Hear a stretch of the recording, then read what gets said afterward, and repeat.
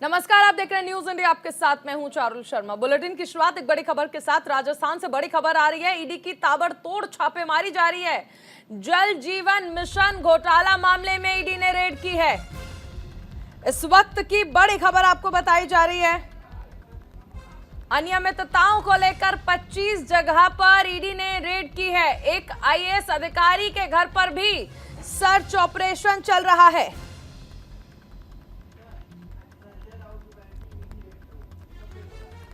BJP सांसद किरोड़ी लाल मीणा ने घोटाले के आरोप लगाए थे। किरोड़ी लाल मीणा के सर्च के आरोप पर सर्च ऑपरेशन चल रहा है। जल जीवन मिशन में 20,000 करोड़ घोटाले का आरोप है।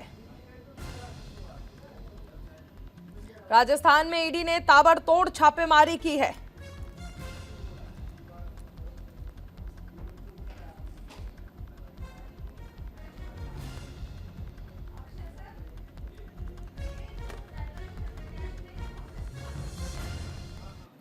उधर एक और बड़ी खबर, छत्तीसगढ़ में भी ईडी ने बड़ी कार्रवाई की है। रायपुर भिलाई में ईडी का ताबड़तोड़ एक्शन देखने को मिल रहा है।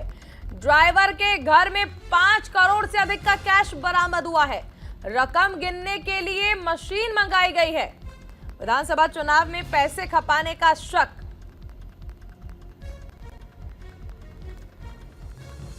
छत्तीसगढ़ से ये बड़ी खबर आपको बताई जा रही है, जहां पर रामपुर भिलाई में ईडी ने ताबड़तोड़ एक्शन किया है।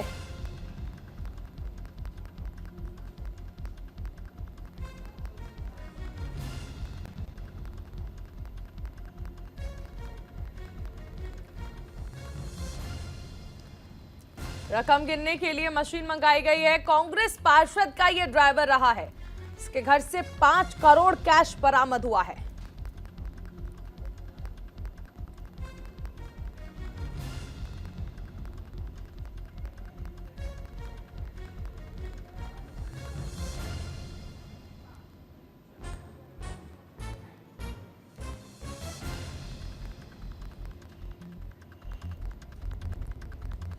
हमारे साथ अनिल पुसदकर जी जुड़े हैं, स्टेट हेड हैं।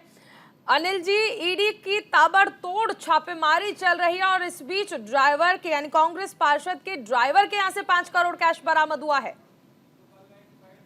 ये चारुल, ये असीम नाम का ड्राइवर है और ये पूर्व पार्षद के पहले काम करता था ड्राइवरी का, और इसका मकान बंद पड़ा था। ये औद्योगिक क्षेत्र में हाउसिंग बोर्ड की एक कॉलोनी है, वहां पर इसका मकान था और एकदम खंडहर नुमा मकान था। लेकिन ईडी को कहीं से जो टिप्स मिली थी, उसके बाद 5 बजे ईडी वहां पहुंची और मकान चूंकि बंद था तो आसपास के लोगों को बुला के पंचनामा बना के मकान को तोड़ा गया और उसके अंदर घुसकर जो है ईडी ने जब कार्रवाई की तो वो हैरान रह गए।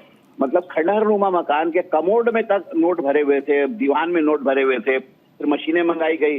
तो ये महादेव ऐप से जुड़ा हुआ महादेव ऐप ऑनलाइन जो सट्टा है उससे जुड़ा हुआ मामला इसको मान रहे हैं और इस पर राजनीति भी जमकर गरमा रही है। कांग्रेस और बीजेपी एक दूसरे पर ताबड़तोड़ हमले कर रही है।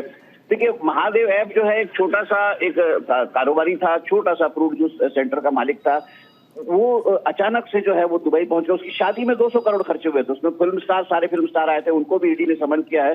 तो ये महादेव ऐप से जुड़ा हुआ मामला पहले से चल रहा था, लेकिन ये चुनाव के बीच में कल जो टिप मिली है उसके बाद भिलाई में जो है छापेमारी हुई। देखिए, भिलाई का औद्योगिक क्षेत्र जो है, जहाँ हाउसिंग बोर्ड कॉलोनी में जो असीम नाम के ड्राइवर के घर में छापेमारी हुई, वो गृह मंत्री जो है ताम्रध्वज साहू, उनका गृह जिला है।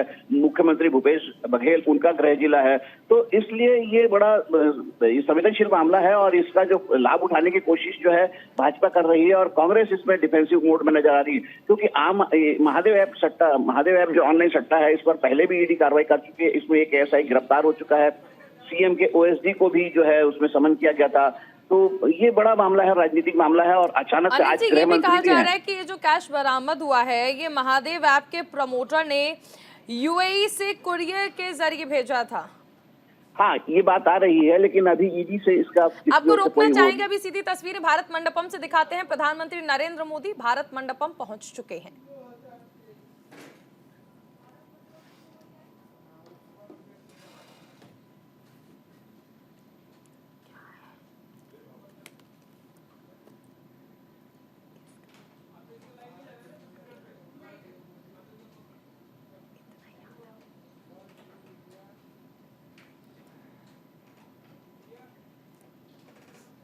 तो वर्ल्ड फूड इंडिया की शुरुआत हो चुकी है। आज प्रधानमंत्री नरेंद्र मोदी के द्वारा इसकी देखिए शुरुआत होनी थी और भारत मंडपम में इसका आयोजन किया गया है, जहां पर कई देशों के प्रतिनिधि शामिल होंगे।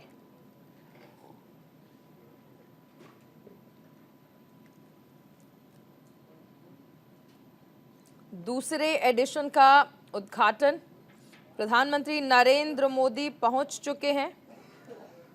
75 से भी ज्यादा देशों के प्रतिनिधि इसमें शामिल होने वाले हैं। तो वर्ल्ड फूड इंडिया 2023 के दूसरे संस्करण का इनॉग्रेशन होना है और प्रधानमंत्री मोदी पहुंचे हुए हैं। लगभग 1200 लोग देखिए इसमें शामिल होंगे। नई दिल्ली के प्रगति मैदान स्थित भारत मंडपम में वर्ल्ड फूड इंडिया 2023 के दूसरे संस्करण का इनॉग्रेशन। इस प्रोग्राम के तहत पीएम फूड स्ट्रीट का भी उद्घाटन करेंगे। 3 से 5 नवंबर तक आयोजित किया जाएगा ये प्रोग्राम और इसका समापन महामहिम द्रौपदी मुर्मू करेंगी।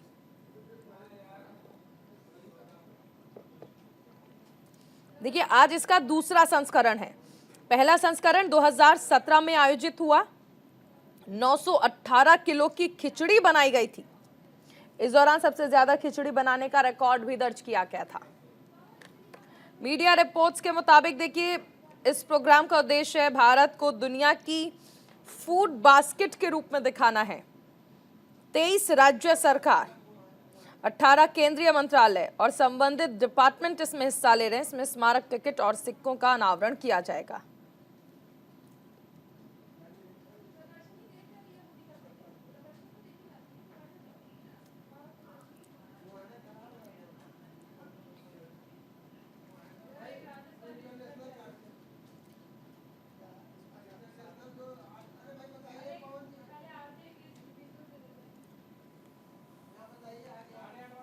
इस आयोजन में देखिए इस साल कई तरह से ये खास रहने वाला है। केंद्रीय मंत्री प्रहलाद पटेल ने बताया कि इस साल सबसे लंबे डोसे का गिनीज रिकॉर्ड बनाने की कोशिश की जाएगी, जिसकी लंबाई 100 फीट से ज्यादा होगी। इस बाजरा डोसा को बनाने में 60 से 80 शेफ एक साथ काम करेंगे।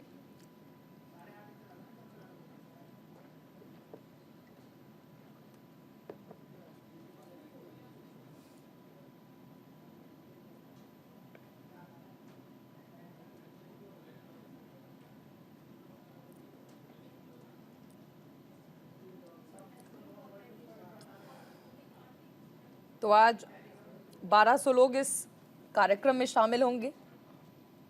भारत मंडपम में पीएम मोदी इसका उद्घाटन करेंगे। तस्वीरें भी आप देख रहे हैं। प्रदर्शनी का निरीक्षण कर रहे हैं प्रधानमंत्री नरेंद्र मोदी, लोगों से बातचीत कर रहे हैं। वर्ल्ड फूड इंडिया 2023 का उद्घाटन, ये दूसरा संस्करण है। पहला संस्करण 2017 में हुआ।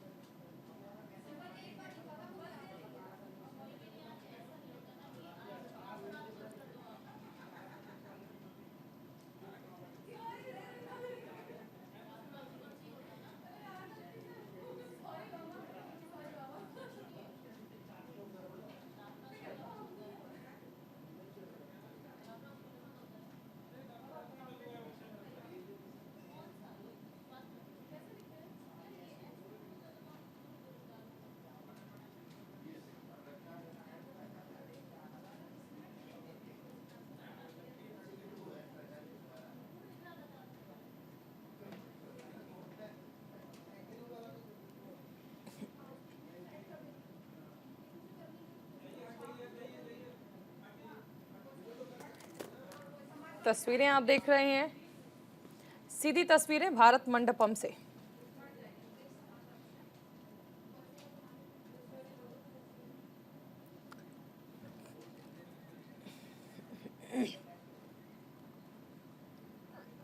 और यूपी की सियासत से जुड़ी एक बड़ी खबर आपको बता दें, चुनाव से पहले समाजवादी पार्टी को बड़ा झटका।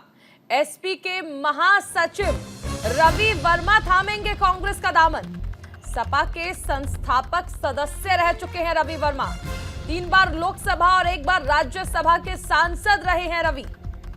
लखीमपुर समेत कई जनपद में रवि वर्मा का काफी प्रभाव माना जाता है।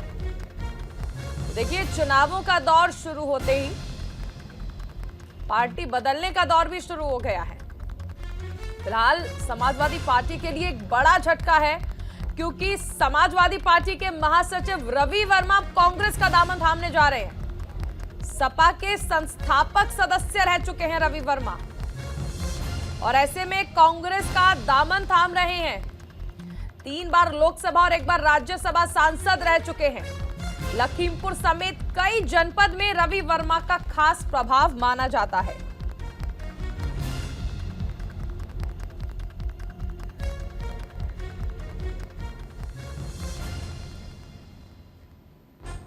हमारे साथ सहयोगी विवेक जुड़ गए हैं। विवेक, एक बड़ा झटका देखिए चुनाव से पहले, और खासकर ऐसे सदस्य पार्टी को छोड़कर दूसरी पार्टी का दामन थाम रहे हैं जो कि संस्थापक रहे हों। जी बिल्कुल, रवि प्रकाश वर्मा लखीमपुर में जिस राजनीतिक खानदान से आते हैं उसका बहुत पुराना इतिहास है। इनके जो पिता थे बाल गोविंद वर्मा, वो 1960 से कांग्रेस पार्टी के सांसद थे। इनकी माताजी भी सांसद रही एक बार। खुद ये 3 बार लोकसभा से चुन करके आए। एक बार उन्होंने राज्यसभा का भी प्रतिनिधित्व किया था समाजवादी पार्टी की तरफ से। अभी स्थिति ये है कि वहाँ की जो स्थानीय राजनीति है उसमें इनके मुकाबले एक दूसरे नेता हैं उत्कर्ष वर्मा, उनको अखिलेश यादव ज़्यादा तवज्जो दे रहे हैं। इस बात से बहुत नाराज़ चल रहे हैं। कुछ दिनों पहले इन्होंने ऐलान किया था कि वो महासचिव पद से इस्तीफा दे रहे हैं, लेकिन पार्टी में बने रहेंगे। लेकिन अब ये खबर है कि वो कांग्रेस पार्टी ज्वाइन कर रहे हैं। वो अपनी बेटी के लिए टिकट चाहते थे समाजवादी पार्टी से, लेकिन जो उनको मिलने की उम्मीद नहीं है, और इसी वजह से उन्होंने समाजवादी पार्टी से किनारा कर लिया है। और खबर ये है कि 6 नवंबर को वो कांग्रेस पार्टी की सदस्यता लेंगे। कांग्रेस पार्टी हालांकि वहाँ पर ठीक ठाक स्थिति में है, लेकिन रवि प्रकाश वर्मा के आने से कांग्रेस की स्थिति वहाँ पर और मजबूत होगी, इसमें कोई शक नहीं है। और इनकी बेटी के टिकट के लिए जो परेशान है, वो परेशानी भी कांग्रेस में आकर के संभवतः दूर हो जाएगी। विवेक, ये भी समझना चाहेंगे क्या वजह रवि वर्मा की ओर से दी गई है कि सपा को छोड़कर कांग्रेस का दामन थामने के पीछे उन्होंने क्या वजह उन्हें लगी, क्या कारण रहा? देखिए, जैसे मैंने बताया कि वहाँ पर समाजवादी पार्टी उत्कर्ष वर्मा नाम के एक नेता हैं, उनको ज़्यादा तवज्जो दे रही है। अभी कुछ दिनों पहले अखिलेश यादव ने लखीमपुर में एक कार्यकर्ता सम्मेलन कराया था, वो खुद भी वहाँ पर गए थे, जिसमें रवि वर्मा नहीं गए। बाद में अखिलेश यादव ने बहुत इनको फ़ोन किया, खुद फ़ोन किया, और तब जाकर के वो आए, लेकिन उन्होंने कुछ कहा नहीं। तो नाराज़गी वहाँ पर स्थानीय राजनीति का प्रमुख मुद्दा है। और ये एक तरह का जो बुजुर्ग नेता है समाजवादी पार्टी के, उनके मन में ये बात है कि जो बुजुर्ग नेता मुलायम सिंह के ज़माने से रहे उनको तवज्जो नहीं मिलती। ये शिकायत बहुत सारे नेताओं को अखिलेश यादव के कमान संभालने के बाद रही है, तो वो भी एक नाराज़गी है। लेकिन जो मुख्य नाराज़गी है वो उत्कर्ष वर्मा को तवज्जो देना है और उनकी बेटी को टिकट देने से मना करना है। ये 2 प्रमुख वजह वहाँ पर समझ में आ रही हैं, जिसके कारण वो कांग्रेस पार्टी ज्वाइन कर रहे हैं। चलिए, शुक्रिया इस तमाम जानकारी के लिए विवेक।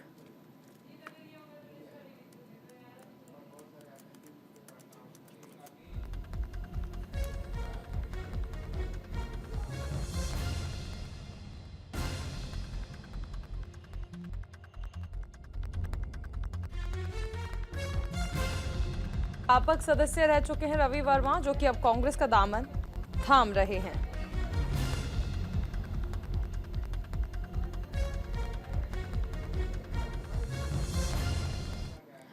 एक बड़ी खबर आपको बता दें, बढ़ते प्रदूषण को लेकर दिल्ली सरकार सख्त हो गई है। प्रदूषण पर सरकार ने आपात बैठक बुलाई है। पर्यावरण मंत्री गोपाल राय की अध्यक्षता में मीटिंग होगी। दोपहर 12 बजे संबंधित विभागों की बैठक होगी। ग्रैप 3 को सख्ती से लागू करने पर चर्चा की जाएगी। बड़ी खबर आपको बताई जा रही है। प्रदूषण को लेकर अब दिल्ली सरकार सख्त हो चुकी है, क्योंकि स्थिति अब बदतर हो गई है। दिल्ली एनसीआर में एक्यूआई लेवल लगातार बढ़ता जा रहा है। प्रदूषण पर सरकार ने आपात बैठक बुलाई है। पर्यावरण मंत्री गोपाल राय इसकी अध्यक्षता करेंगे। दोपहर 12 बजे संबंधित विभागों की बैठक है। ग्रैप 3 को सख्ती से लागू करने पर चर्चा की जाएगी, क्योंकि दिल्ली एनसीआर में दमघोंटू हवा की वजह से लोगों का जीना मुश्किल होता जा रहा है।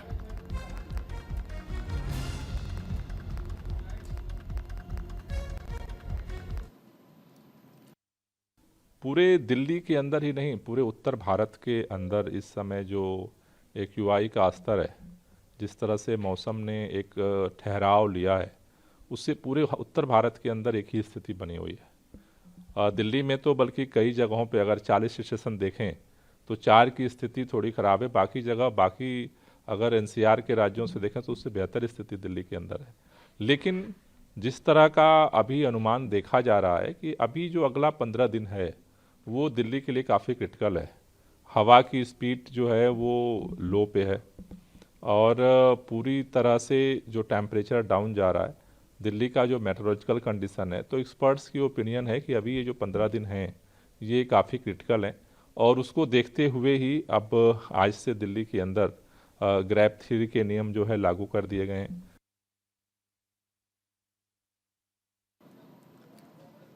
आगे बढ़ते हैं। राजस्थान विधानसभा चुनाव को लेकर एक बड़ी खबर। बीजेपी ने अपनी चौथी सूची जारी कर दी है। चौथी सूची में 2 उम्मीदवारों के नाम हैं। शिव से स्वरूप सिंह खारा को टिकट मिला है। टोडा भीम से रामनिवास मीणा को टिकट दिया गया है।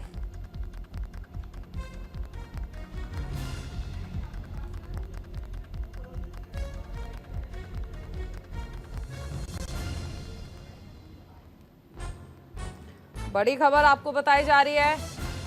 चौथी लिस्ट जिसमें 2 उम्मीदवारों के नाम हैं।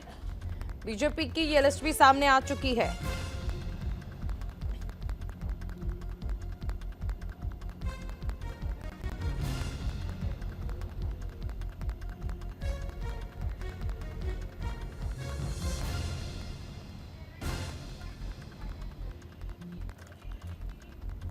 ये लिस्ट भी हम आपको दिखा रहे हैं। राजस्थान विधानसभा चुनाव को लेकर ये बड़ी खबर आपको बताई जा रही है।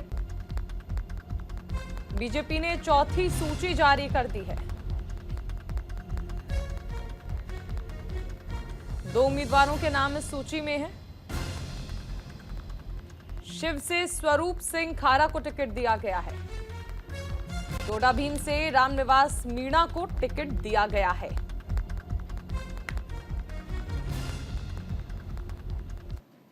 इस बुलेटिन में फिलहाल इतना ही। आप बने रहिए न्यूज़ इंडिया के साथ।